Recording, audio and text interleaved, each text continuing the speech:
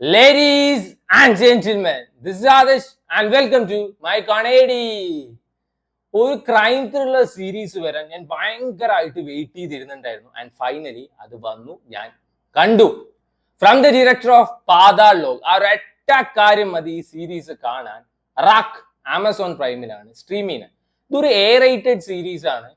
അതേപോലെ തന്നെ based on true സ്റ്റോറിയാണ്. 1978 നടന്ന റംഗ ബില്ല സ്റ്റോറി അതിനെ ബേസ് ചെയ്തിട്ടുള്ളതാണ് ഈ സീരീസ്. 8 എപ്പിസോഡ് ഉണ്ട്. ഒരു എപ്പിസോഡ് 3/4 മണിക്കൂർ ഉണ്ട്. സോ ഈ ഡ്യൂറേഷൻ എടുത്തു പറയാനുള്ള കാരണം സ്ലോ ബേൺ പരിപാടിയാണ്, നല്ലോണം ക്ഷമ വേണം. സോ പാതാൾ ലോക് എന്റെ ഫേവറേറ്റ് സീരീസ് ആണ്. എനിക്ക് ഭയങ്കര ഇഷ്ടമാണ്. അതിന്റെ ക്യാരക്ടേഴ്സിന് എനിക്ക് ഭയങ്കര ഇഷ്ടമാണ്. അതില് ജയദേവ് അഹ്ലാവട്ടാണ് ഹാത്തിറാം ചൗധരി പറഞ്ഞ ക്യാരക്ടർ ചെയ്തിരിക്കുന്നത്. എന്നാൽ ഇതില് ജയപ്രകാശ് അങ്ങനത്തെ ക്യാരക്ടർ ചെയ്ത് നമ്മുടെ അലി ഫസൽ, ഗുഡു ബയ്യ ഓഫ് മിർസാപൂർ, അങ്ങനെ പറഞ്ഞാലേ എല്ലാവർക്കും അറിയൂ. ഒരു പെങ്കൊച്ചിനെയും ആളുടെ അനിയനെയും കാണാതാവുന്നു. പിന്നീട് ആ കേസ് നമ്മുടെ JPയുടെ അടുത്ത് വരുന്നു. ഈ കേസ് പിന്നെ ഇൻവെസ്റ്റിഗേഷൻ പ്രോസസ് ഒക്കെയാണ് പറഞ്ഞു പോകണം. ആദ്യം തന്നെ എടുത്തു പറയാ, ഇത് മറ്റേ സീറ്റ് ഓഫ് ദി എഡ്ജ് പരിപാടി അല്ല. ഈ രാക്ഷസനിലെ പോലെ ട്വിസ്റ്റുക്ക് മേലെ ട്വിസ്റ്റ്, പോർത്തോളിലെ പോലെ ട്വിസ്റ്റുക്ക് മേലെ ട്വിസ്റ്റ്, അതൊന്നും പ്രതീക്ഷിക്കരുത്. ഈ സീരീസ് തുടങ്ങുമ്പോൾ തന്നെ ഇതിന്റെ കില്ലേഴ്സിനെ അവർ റിവീൽ ചെയ്യുന്നുണ്ട്. പിന്നീട് എങ്ങനെ അവരെ പിടിക്കണു എന്നുള്ള ആ ഒരു പ്രോസസ് ആണ് പറഞ്ഞു പോണത്. നല്ലോണം ക്ഷമ വേണം. At the same time this is very disturbing and haunting. ഈ ലോലന്മാരൊക്കെ ഉണ്ടെങ്കിൽ ഇത് കാണാതിരിക്കുക. ഈ മാർക്കോലെ പോലെ ക്രൂര വയലൻസ് അല്ല, ഇതിലത്തെ സീൻസ് ഭയങ്കര ഹോണ്ടിങ്ങും ഡിസ്റ്റർബിങ്ങും ആണ്. കരച്ചില് വരും, കരയാൻ പോലും പറ്റില്ല, അതാണ് അവസ്ഥ. അങ്ങനത്തെ ഡിസ്റ്റർബിങ് ആയിട്ടുള്ള കുറെ സീൻസ് ഉണ്ട് ഇതിൽ.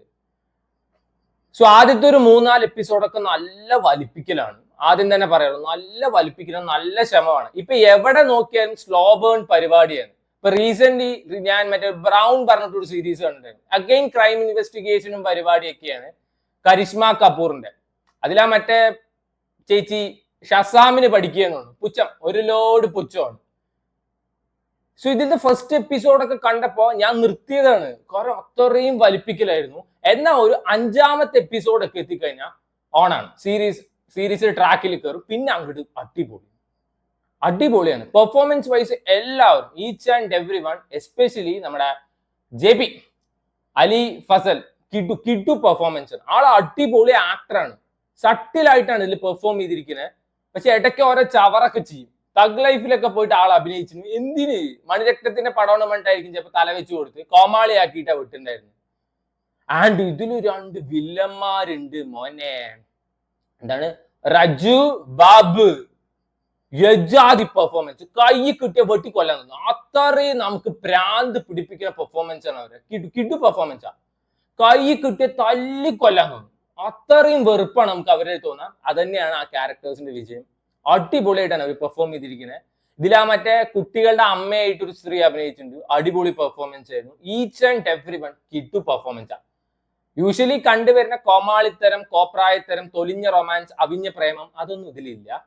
എന്നാൽ ഇതിൽ കുറച്ച് ഡിസ്റ്റർബിങ് ആയിട്ടുള്ള സീൻ ഉണ്ട്. അത് ഭയങ്കര ബുദ്ധിമുട്ടാണ് കണ്ടു തീർക്കാൻ. ടുവേർഡ്സ് ലാസ്റ്റ് എപ്പിസോഡ് ആ കൊച്ചുങ്ങളെ കൊല്ലണ സീനൊക്കെ എത്തിയപ്പോ കണ്ടിട്ട് നിർത്തിയിട്ട് പോകാൻ തോന്നി. Because that was very disturbing. Series ആണ്, always non linear way of story telling ആയിരിക്കും. ഇതിൽ എങ്ങനെയാണെന്ന് വെച്ചാൽ കുറച്ച് പ്രസന്റിത്തെ പോർഷൻ കാണിക്കും, പിന്നെ വന്നിട്ട് ഫ്യൂ ഡേയ്സ് എഗോ മുംബൈയിൽ നടന്ന കാര്യം, അങ്ങനെയാണ് പോകുന്നത്. ബോറടിക്കൊന്നുമല്ല. പക്ഷെ എന്തോന്നടേ ഇത്, 5ാമത്തെ എപ്പിസോഡിൽ കില്ലറെ പിടിക്കാൻ വേണ്ടി ബോംബെയിൽ എത്തും. പക്ഷെ കില്ലറെ പിടിക്കുന്നത് 8ാമത്തെ എപ്പിസോഡിലാണ്. ഈ സ്ലോ ബേൺ പരിപാടി ചില സമയത്ത് ഭയങ്കര ബുദ്ധിമുട്ടാണ് കണ്ടു തീർക്കാൻ. ഇത് എങ്ങനെയാണെന്ന് വെച്ചാൽ ഈ ഇൻവെസ്റ്റിഗേഷനെ പറ്റി പറയണം. ഇതിൽ മറ്റേ കില്ലേഴ്സിന് ഒരു ഫ്ലാഷ് ബാക്ക് ഉണ്ടാവും, നമ്മുടെ നായകന് ഒരു ഫ്ലാഷ് ബാക്ക് ഉണ്ടാവും, അവരുടെ വീട്ടുകാർക്ക് ഒരു ഫ്ലാഷ് ബാക്ക് ഉണ്ടാവും, ആ കുട്ടികൾക്ക് ഒരു ഫ്ലാഷ് ബാക്ക് ഉണ്ടാവും. അൺസഹിക്കബിൾ അങ്ങനെ തോന്നും. കാരണം കഥ പറച്ചിൽ കൂടുതലാണ്. 45 മിനിറ്റ്സ് സിംഗിൾ എപ്പിസോഡ്. അങ്ങനത്തെ 8 എപ്പിസോഡ് എന്നൊക്കെ പറയുമ്പോൾ കണ്ടു തീർക്കാൻ ബുദ്ധിമുട്ടാണ്. സോ ഈ പെർഫോമൻസ് വൈസ് അതേപോലെ തന്നെ ഭയങ്കര റിയലിസ്റ്റിക് ആയിട്ടുള്ള സീരീസ് ഒക്കെ ഇഷ്ടമുള്ളവരാണ് you should try this.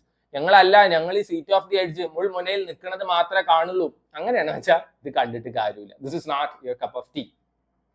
So Paatal ലോകിലും ഏകദേശം സെയിം മോഡൽ തന്നെയാണ്. ഈ മറ്റേ ഹാത്തിറാം ചൗധരി ഒരു കേസ് എടുക്കുന്നു, പിന്നെ അയാൾ എങ്ങനെ അത് കണ്ടുപിടിക്കുന്നു, അത് തന്നെയാണ് പാതാൾ ലോകിന്റെതും. സെയിം സാധനം തന്നെയാണ് JP എങ്ങനെ കേസ് തീർക്കുന്നു.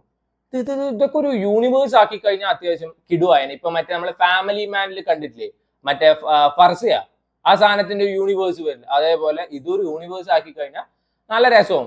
എനിക്ക് പേഴ്സണലി എല്ലാവരുടെ പെർഫോമൻസ് ഇഷ്ടമായി, നൈസ് ആണ്. പക്ഷെ ഡ്യൂറേഷൻ കുറച്ച് കുറയ്ക്കാൻ തോന്നി. ഒരു 5 എപ്പിസോഡൊക്കെ ആണെങ്കിൽ ദിസ് ഇസ് ഫൈൻ. സോ വേണ്ടവർ കണ്ടു നോക്കുക. റാക്ക് ഈ streaming on Amazon prime. Hindi series ആണ്, ലോലന്മാര് കാണാതിരിക്കുക. തമിഴും ബാക്കിയുള്ള ഭാഷകളൊക്കെ അവൈലബിൾ ആണ്.